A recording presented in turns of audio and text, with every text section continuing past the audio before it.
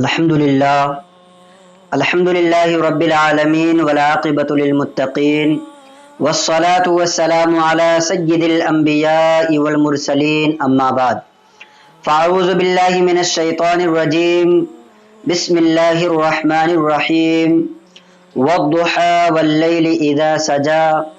صدق اللہ العظیم وصدق رسولہ النبی الامین المکین المختار الکریم ونحن على ذلك لمن الشاہدین والشاکرین والحمد للہ رب العالمین۔ آج ماہ ربیع النور کی پہلی تاریخ ہے۔ یہی وہ مقدس مہینہ ہے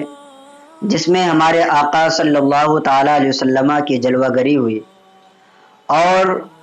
ہمارے آقا صلی اللہ تعالی علیہ وسلم جب اس دنیا میں تشریف لائے تو آپ کے آنے کی وجہ سے تمام لوگوں کو فائدہ پہنچا۔ جہاں پر چھوٹی چھوٹی بچیاں زندہ درگور کر دی جاتی تھیں تو اللہ کے رسول صلی اللہ تعالی علیہ وسلم نے اس دنیا میں آ کر کے ان کو ان کا حق دلایا۔ جہاں پر بیواؤں کے ساتھ طرح طرح کے سلوک کیے جاتے تھے، اللہ کے رسول صلی اللہ تعالی علیہ وسلم نے آ کر کے ایک بیوہ سے نکاح فرمایا اور پھر بیواؤں کا مقام لوگوں کے سامنے ظاہر کیا۔ غلاموں کے ساتھ لوگوں کا رویہ طرح طرح سے تھا اور قسم قسم کے سزائیں غلاموں کو لوگ دیا کرتے تھے۔ آقائد عالم صلی اللہ تعالی علیہ وسلم نے اس دنیا میں آ کر کے غلامی کے تصور کو ختم کیا۔ کچھ چیزیں ہم آقائد عالم صلی اللہ تعالی علیہ وسلم کی سیرت کے حوالے سے اس ماہ ربیع النور میں جاننے کی کوشش کریں گے اور آپ کو میں بتانے کی کوشش کروں گا۔ آج ہم نے رخ مصطفیٰ صلی اللہ تعالی علیہ وسلم کو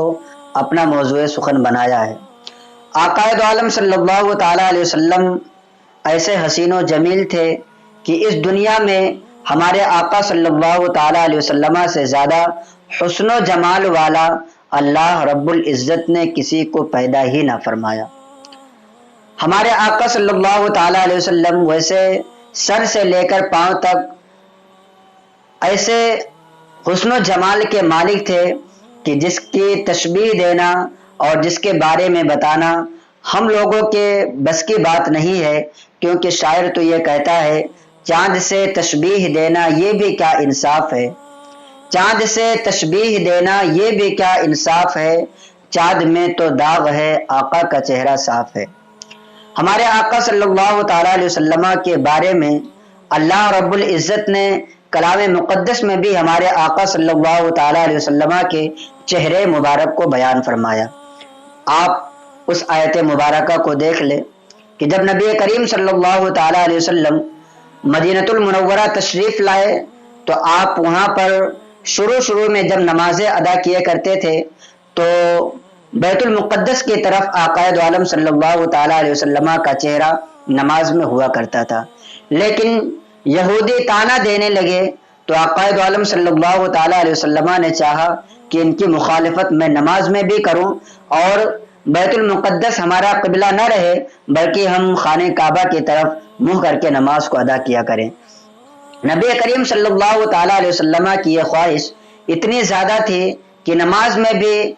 آسمان کی طرف بار بار نگاہ اٹھایا کرتے تھے کہ اب وہی نازل ہو جائے، تب وہی نازل ہو جائے، اور اللہ تبارک و تعالیٰ نے کلام مقدس میں یہ آیت کریمہ نازل فرمائی، قد نرى تقلب وجهك في السماء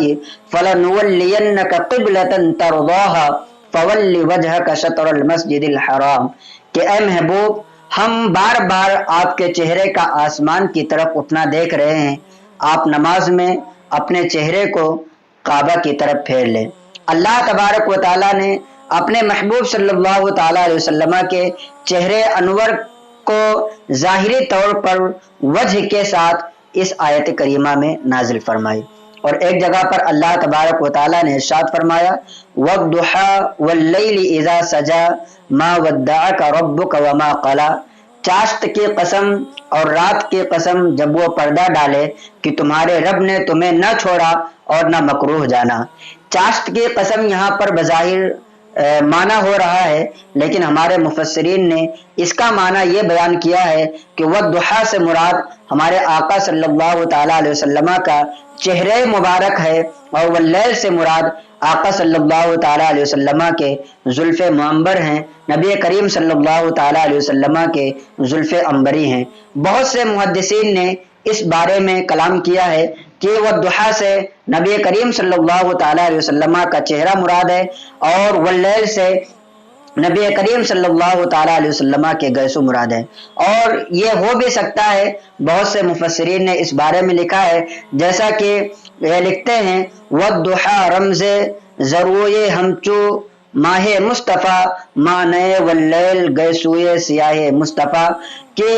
والضحیٰ سے ہمارے آقا صلی اللہ تعالی علیہ وسلم کا چہرے پاک مراد ہے، اور واللیل سے ہمارے آقا صلی اللہ تعالی علیہ وسلم کے گیسو مراد ہیں۔ تو اس طریقے سے ملا علی قاری رحمۃ اللہ تعالی علیہ نے بھی شرح بخاری میں اس کے معنی بیان کیے ہیں کہ والضحیٰ کا معنی نبی کریم صلی اللہ تعالی علیہ وسلم کا چہرہ، اور واللیل کا معنی ہمارے آقا صلی اللہ تعالی علیہ وسلم کے زلف عنبری۔ اب آئیے ہم احادیث کی روشنی میں دیکھتے ہیں کہ ہمارے آقا صلی اللہ تعالی علیہ وسلم کا حسن کیسا تھا۔ ہمارے آقا صلی اللہ تعالی علیہ وسلم کے چہرے کو اللہ رب العزت نے کیسا شاندار بنایا تھا، کیسا خوبصورت اور حسین و جمیل بنایا تھا۔ حضرت ابو ہریرہ رضی اللہ تعالی عنہ سے روایت ہے، ان ابی ہریرہ رضی اللہ تعالی عنہ قال ما رأيت شيئا احسن من رسول الله صلى الله تعالی علیہ وسلم كأن الشمس تجری فی وجہہ۔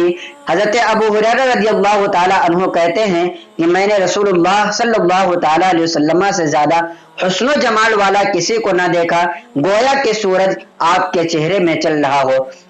تو نبی کریم صلی اللہ تعالی علیہ وسلم اس طریقے سے اتنے حسن و جمال والے تھے کہ صحابہ کرام بار بار نبی کریم صلی اللہ تعالی علیہ وسلم کی تعریف و توصیف کیا کرتے تھے۔ یہ حدیث سنن ترمذی میں حصہ نمبر 4 اور صفحہ نمبر 42 پر یہ حدیث موجود ہے۔ اسی طریقے سے حضرت ابو ہریرہ رضی اللہ تعالی عنہ سے مروی ہے، حضرت ابو ہریرہ رضی اللہ تعالی عنہ روایت کرتے ہیں ما رأيت شيئا احسن من رسول الله صلی اللہ تعالی علیہ وسلم اذا ضحك يتلألأ في الجدر، کہ میں نے نبی کریم صلی اللہ تعالی علیہ وسلم سے زیادہ حسن و جمال والا کسی کو نہ دیکھا جب آقائد عالم صلی اللہ تعالی علیہ وسلم مسکرایا کرتے تھے تو دیواروں میں روشنی پھوٹ جایا کرتی تھی۔ جب نبی کریم صلی اللہ تعالی علیہ وسلم مسکراتے تھے تو آپ کے جو اسنان مبارک ہیں، آپ کے جو دانت شریف ہیں، اس میں عجیب سی چمک پیدا ہوتی تھی۔ اسی طریقے سے حضرت برا ابن عازب رضی اللہ تعالی عنہ سے روایت ہے کان رسول اللہ صلی اللہ تعالی علیہ وسلم احسن الناس وجہا واحسنهم خلقا۔ حضرت برا ابن عازب رضی اللہ تعالی عنہ کہتے ہیں کہ رسول اللہ صلی اللہ تعالی علیہ وسلم لوگوں میں چہرے کے حساب سے سب سے زیادہ حسین و جمیل تھے، اور لوگوں میں اخلاق کے اعتبار سے سب سے زیادہ حسن والے تھے۔ یہ بخاری شریف حصہ نمبر 4 صفحہ نمبر 188 پر یہ حدیث مبارکہ موجود ہے۔ اور اسی طریقے سے حضرت عائشہ رضی اللہ تعالی عنہا کی وہ سوئی کا واقعہ آپ بخوبی جانتے ہوں گے کہ آقائد عالم صلی اللہ تعالی علیہ وسلم کے حجرے مبارک میں حضرت عائشہ صدیقہ رضی اللہ تعالی عنہا کسی کپڑے کی سلائی کر رہی تھی، رات کی تاریکی تھی اور آپ کے ہاتھ سے سوئی چھوٹتی ہے اور وہ سوئی گر جاتی ہے، اور جب وہ ڈھونڈتے ڈھونڈتے تھک جاتی ہیں، اپنے ہاتھ کو زمین پر مارتی ہیں کہ کسی طریقے سے وہ سوئی آپ کے ہاتھ میں آ جائے، لیکن جب نہیں ملتا ہے تو تھوڑی دیر کے بعد ہمارے آقا صلی اللہ تعالی علیہ وسلم تشریف لاتے ہیں، اور نبی کریم صلی اللہ تعالی علیہ وسلم جب اس کمرے میں تشریف لاتے ہیں تو حضرت عائشہ صدیقہ رضی اللہ تعالی عنہا بیان کرتی ہیں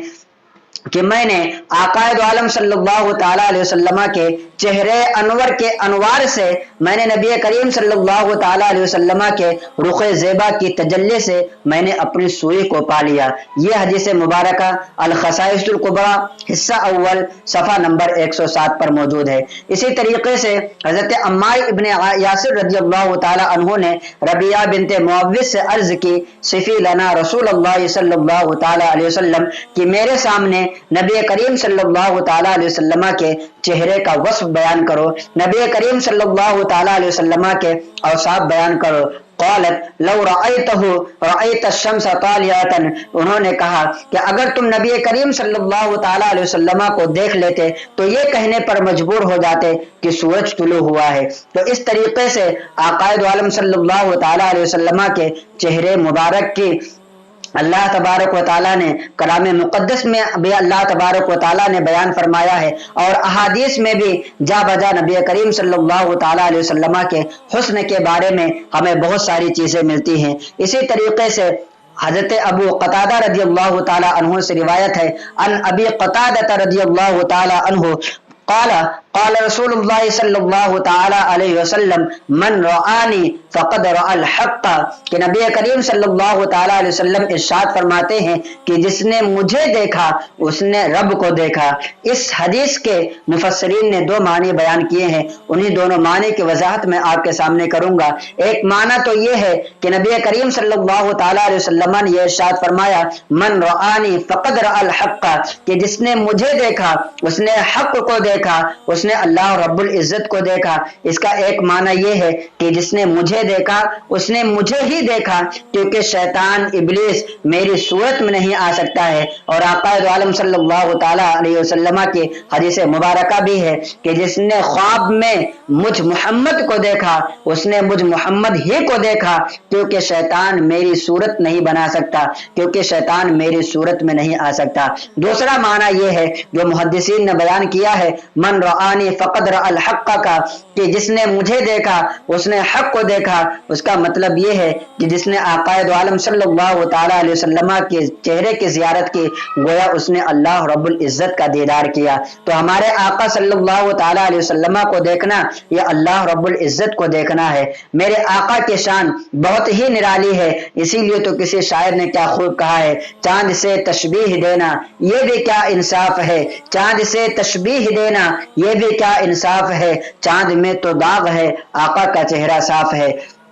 برادران ملت اسلامیہ، انشاءاللہ تبارک و تعالی آج کی طرح ہی ہم پورے ربیع الاول کے 12 دن آپ کے سامنے نبی کریم صلی اللہ تعالی علیہ وسلم کے کچھ اوصاف حمیدہ بیان کرنے کی کوشش کریں گے۔ نبی کریم صلی اللہ تعالی علیہ وسلم کے کچھ اوصاف آپ کے سامنے، نبی کریم صلی اللہ تعالی علیہ وسلم کی سیرت کے حوالے سے آپ کے سامنے کچھ باتیں پیش کروں گا۔ آپ سے گزارش ہے کہ روز مغرب کے بعد انشاءاللہ تبارک و تعالی یہ کلپ آپ کے سامنے آئے گی، آپ اس وقت جا کر کے نبی کریم صلی اللہ تعالی علیہ وسلم کے خصائص، آپ کے خصائل، آپ کی سیرت، آپ کے اوصاف، آپ کے محامد کو جاننے کی ضرور کوشش کریں۔ امید کرتا ہوں کہ اللہ تبارک و تعالی نبی کریم صلی اللہ تعالی علیہ وسلم کے ان اوصاف کے بیان کے کرنے کے صدقے میں مجھے بھی معاف فرما دے گا، اور جو لوگ سنیں گے اللہ تبارک و تعالی ان کے بھی گناہوں کی بخشش فرمائے گا۔ السلام علیکم ورحمۃ اللہ وبرکاتہ۔